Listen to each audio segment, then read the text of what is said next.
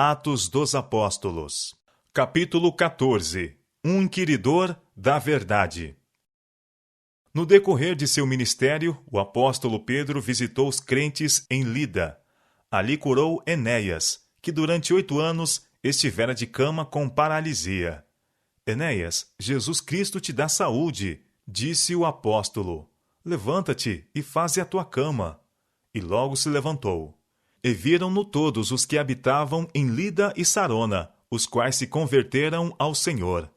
Atos capítulo 9, versos 34 e 35. Em Jope, que era perto de Lida, vivia uma mulher chamada Dorcas, cujas boas ações a tornaram grandemente amada. Era uma digna discípula de Jesus e sua vida estava repleta de atos de bondade. Sabia quem carecia de roupa confortável e quem necessitava de simpatia, e liberalmente ministrava aos pobres e tristes. Seus hábeis dedos eram mais ativos do que sua língua. Aconteceu naqueles dias que, enfermando ela, morreu. Atos capítulo 9, verso 37.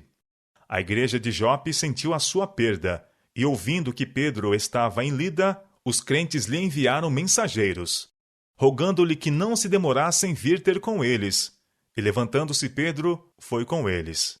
Quando chegou, o levaram ao quarto alto, e todas as viúvas a rodearam, chorando e mostrando as túnicas e vestes que Dorcas fazia quando estava com elas. Atos capítulo 9, versos 38 e 39. Em vista da vida de serviços que Dorcas vivera, não é de admirar que chorassem, que cálidas lágrimas caíssem sobre o corpo inanimado. O coração do apóstolo foi tocado de simpatia ao contemplar-lhes a tristeza. Então, determinando que os amigos em pranto se retirassem do quarto, ajoelhou-se e orou fervorosamente a Deus para que restabelecesse Dorcas a vida e a saúde. Voltando-se para o corpo, disse: Tabita, levanta-te. E ela abriu os olhos e, vendo a Pedro, assentou-se. Atos capítulo 9, verso 40. Dorcas fora de grande utilidade à igreja, e Deus quis trazê-la da terra do inimigo, a fim de que sua habilidade e energia pudesse ainda ser uma bênção para outras pessoas, e que também por essa manifestação de seu poder, a causa de Cristo se fortalecesse. Foi quando Pedro ainda se encontrava em Jope que ele foi chamado por Deus para levar o evangelho a Cornélio, em Cesareia. Cornélio era centurião romano, era homem rico e de nobre nascimento, e seu cargo era de confiança e honra. Gentil de nascimento, ensino e educação, pelo contato com judeus, adquirira o conhecimento de Deus, e o adorava com coração verdadeiro, mostrando a sinceridade de sua fé pela compaixão para com os pobres. Era conhecido longe e perto, pela sua beneficência, e sua vida reta o fazia de boa reputação entre judeus e gentios. Sua influência era uma bênção a todos os que com ele entravam em contato. O relato inspirado descreve-o como um homem piedoso e temente a Deus, com toda a sua casa, o qual fazia muitas esmolas ao povo e de contínuo orava a Deus. Atos capítulo 10, verso 2. Crendo em Deus como Criador do céu e da terra, Cornélio o reverenciava, reconhecia sua autoridade e procurava seu conselho em todos os negócios da vida.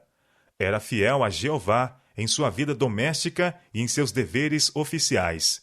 Erguera em seu lar o altar de Deus, pois não ousava efetuar seus planos ou encarar suas responsabilidades sem o auxílio divino.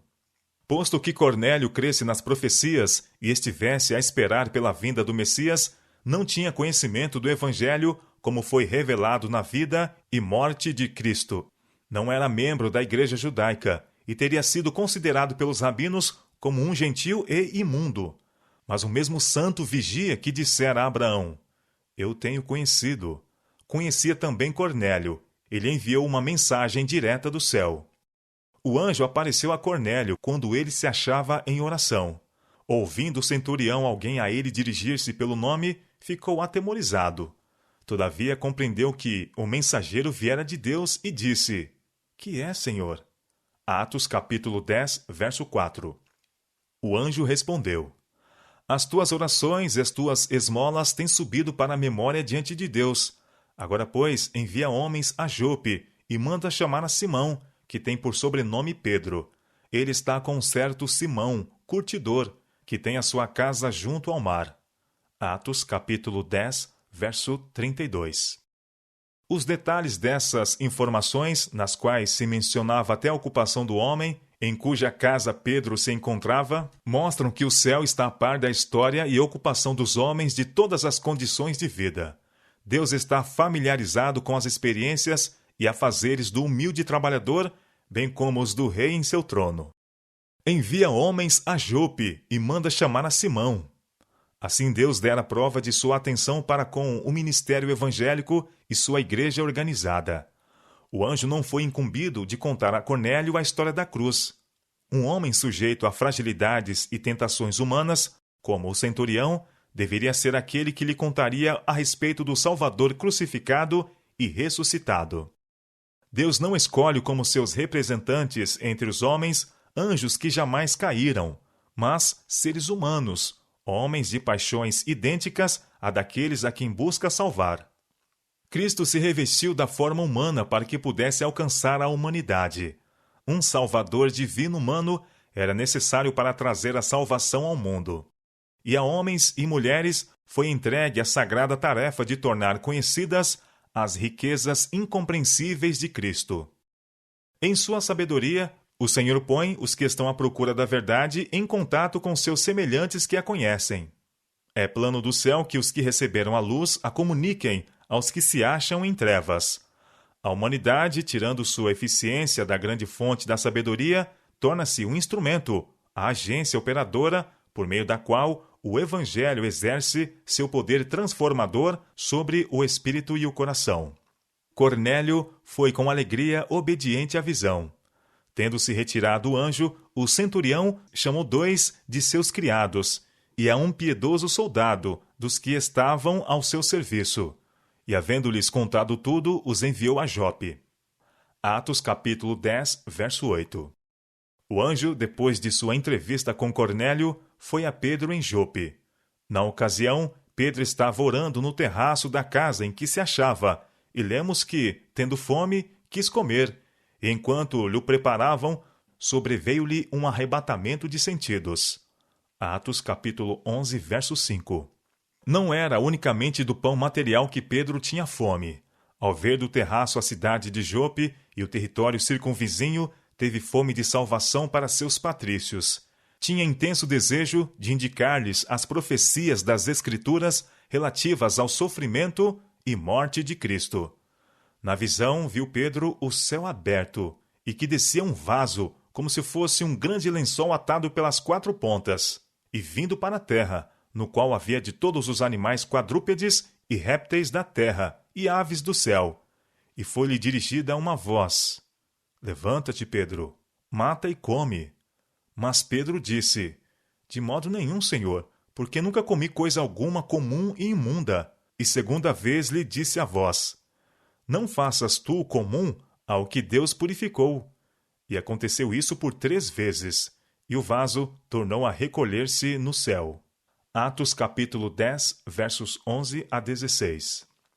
Essa visão tanto serviu para repreender a Pedro como para instruí-lo. Revelou-lhe o propósito divino de que, pela morte de Cristo, os gentios deviam tornar-se co-herdeiros dos judeus nas bênçãos da salvação. Até então, nenhum dos discípulos pregara o evangelho aos gentios. Em seu pensamento, o muro de separação, posto abaixo pela morte de Cristo, ainda existia, e seus trabalhos limitavam-se aos judeus, pois tinham considerado os gentios excluídos das bênçãos do evangelho. O Senhor queria, então, ensinar a Pedro a extensão universal do plano divino. Muitos dos gentios tinham sido ouvintes interessados da pregação de Pedro e dos outros apóstolos, e muitos dos judeus gregos se tinham tornado crentes em Cristo. Mas a conversão de Cornélio foi a primeira de importância entre os gentios. Era chegado o tempo para ser introduzida pela Igreja de Cristo uma fase de trabalho inteiramente nova. A porta que muitos dos judeus conversos haviam fechado aos gentios devia agora ser aberta de par em par. E os gentios que aceitassem o Evangelho deveriam ser considerados em condição de igualdade com os discípulos judeus, sem a necessidade de observar o rito da circuncisão. Quão cuidadosamente agiu o Senhor para vencer o preconceito contra os gentios, o qual tão firmemente se fixara na mente de Pedro pela sua educação judaica. Pela visão do lençol e seu conteúdo, procurou ele tirar da mente do apóstolo esse preconceito e ensinar a importante verdade de que no céu não há acepção de pessoas, que judeus e gentios são igualmente preciosos à vista de Deus, que por meio de Cristo os pagãos podem se tornar participantes das bênçãos e privilégios do Evangelho. Enquanto Pedro meditava sobre o sentido da visão, os homens, enviados da parte de Cornélio, chegaram a Jope e pararam diante da porta da casa onde ele estava hospedado. Então disse o Espírito: Eis que 3 varões te buscam. Levanta-te, pois, e desce, e vai com eles, não duvidando, porque eu os enviei. Atos capítulo 10, verso 20. Para Pedro, essa era uma ordem difícil, e foi com relutância em cada passo que assumiu o dever que lhe fora imposto, mas não ousou desobedecer. Descendo Pedro para junto dos varões que foram enviados por Cornélio, disse: Sou eu a quem procurais. Qual é a causa por que estais aqui? Atos capítulo 10, verso 21. Eles lhe falaram a respeito de sua singular incumbência, dizendo: Cornélio, o centurião, varão justo e temente a Deus, e que tem bom testemunho de toda a nação dos judeus, foi avisado por um santo anjo para que te chamasse à sua casa e ouvisse as tuas palavras. Atos capítulo 10, verso 22. Em obediência às instruções que acabava de receber de Deus, o apóstolo prometeu ir com eles. Na manhã seguinte partiu para Cesareia, acompanhado por 6 de seus irmãos. Esses deveriam servir de testemunhas de tudo o que ele dissesse ou fizesse, enquanto em visita aos gentios. Pois que Pedro sabia que seria chamado a prestar contas de uma violação tão direta dos ensinos judaicos. Entrando Pedro na casa do gentil, Cornélio não o saudou como a um visitante comum, mas como alguém honrado pelo céu, a ele enviado por Deus. É costume oriental curvar-se perante um príncipe ou qualquer alto dignatário, e curvarem-se as crianças perante seus pais. Mas Cornélio, tomado pela reverência por aquele que fora enviado por Deus para o ensinar, caiu aos pés do apóstolo e o adorou. Pedro ficou assustado e levantou o centurião, dizendo: Levanta-te, que eu também sou homem. Atos capítulo 10, verso 26. Enquanto os mensageiros de Cornélio desempenhavam a sua incumbência, o centurião havia já convidado seus parentes e amigos mais íntimos, para que, como ele, pudesse ouvir a pregação do Evangelho. Quando Pedro chegou, encontrou um grande grupo avidamente à espera para ouvir suas palavras. Aos que estavam reunidos, Pedro falou em primeiro lugar do costume dos judeus, dizendo que lhes era considerado ilícito misturarem-se socialmente com os gentios, e que fazer isso implicava contaminação cerimonial. Vós bem sabeis, disse ele, que não é lícito a um varão judeu ajuntar-se ou chegar-se a estrangeiros, mas Deus mostrou-me que a nenhum homem chame comum ou imundo, pelo que, sendo chamado, vim sem contradizer. Pergunto, pois, por que razão mandastes chamar-me? Atos capítulo 10, verso 28 e 29. Cornélio então relatou sua experiência e as palavras do anjo, dizendo em conclusão: Logo mandei chamar-te, e bem fizeste em vir. Agora, pois, estamos todos presentes diante de Deus, para ouvir tudo quanto por Deus te é mandado. Disse Pedro: Reconheço por verdade que Deus não faz acepção de pessoas, mas que lhe é agradável aquele que em qualquer nação o teme e obra o que é justo. Atos capítulo 10, versos 34 e 35. Então, aquele atento grupo de ouvintes, o apóstolo pregou a Cristo, sua vida, seus milagres, sua traição e crucificação, sua ressurreição e ascensão, e sua obra no céu como representante e advogado do homem. Ao indicar Jesus aos presentes como a única esperança do pecador, Pedro, ele próprio, compreendeu mais perfeitamente o sentido da visão que tivera, e o coração ardeu-lhe com o espírito da verdade que estava apresentando. Subitamente o discurso foi interrompido pela descida do Espírito Santo. Dizendo Pedro ainda estas palavras, caiu o Espírito Santo sobre todos os que ouviam a palavra. E os fiéis que eram da circuncisão, todos quantos tinham vindo com Pedro, maravilharam-se de que o dom do Espírito Santo se derramasse também sobre os gentios, porque os ouviam falar línguas e magnificar a Deus. Respondeu então Pedro: Pode alguém porventura recusar a água, para que não sejam batizados estes, que também receberam como nós o Espírito Santo? E mandou que fossem batizados em nome do Senhor. Atos capítulo 10, versos 47 e 48. Assim foi o evangelho levado àqueles que tinham sido estranhos e forasteiros, tornando-os concidadãos dos santos e membros da família de Deus. A conversão de Cornélio e sua casa não foi senão o início de uma preciosa colheita. Dessa família estendeu-se uma vasta obra de graça naquela cidade gentílica. Deus está hoje buscando pessoas entre os grandes, bem como entre os humildes. Há muitos como Cornélio, homens a quem o Senhor deseja colocar em contato com sua obra na terra. Suas simpatias estão com o povo do Senhor, mas os laços que o retêm ao mundo mantêm-nos firmemente seguros. Requer-se força moral para que tomem posição ao lado de Cristo. Devem ser feitos esforços especiais por essas pessoas em tão grande perigo, por causa de suas responsabilidades e relacionamentos. Deus chama obreiros humildes e fervorosos que desejem levar o Evangelho às mais altas classes. Há milagres a serem operados em conversões genuínas, milagres que não são agora discernidos. Os maiores homens deste mundo não estão além do poder de um Deus que realiza maravilhas.